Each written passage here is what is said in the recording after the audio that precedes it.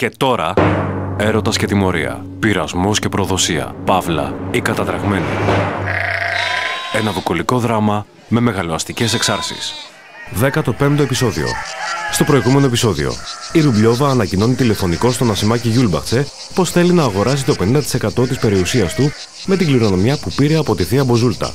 Βρισκόμαστε πίσω στο αγρόκτημα τη στιγμή που φτάνουν από την Αθήνα το ζεύγος Γιούλμπαχτσε και ο Σίμος Ροδάμανθας. Να το.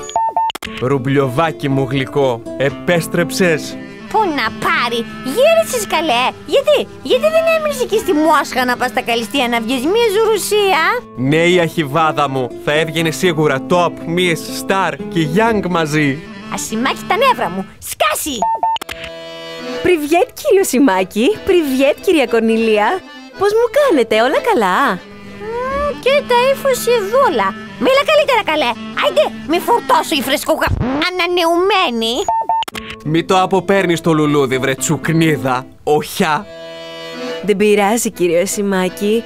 Κυρία Κορνηλία δεν ξέρει ακόμα πως Ρουμπλιόβα. Νιέτ ντούλα, αλλά κερά. Κερά και να κερώσεις, ακούς? Σκάσου επιτέλους σκότα! Ακούς? Έχω τέτοια περιουσία από τη Μποζούλτα που μπορώ να σε πουλήσω και να σε αγοράσω. Ντα! Άρχισαν τα οργανά, σηκώ απ' τη θέση σου.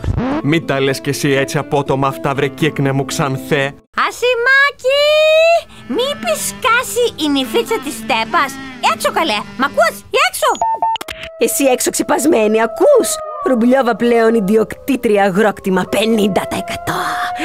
Ρουμπλιόβα επένδυση. Τι έγινε ρε παιδιά, έγινε κάτι και το χασά. Η Ρουμπλιόβα που την έχω και χαϊδέψει λίγο, είναι πλούσια. Ντα Σίμος, Ρουμπλιόβα γίνει κυρία τώρα.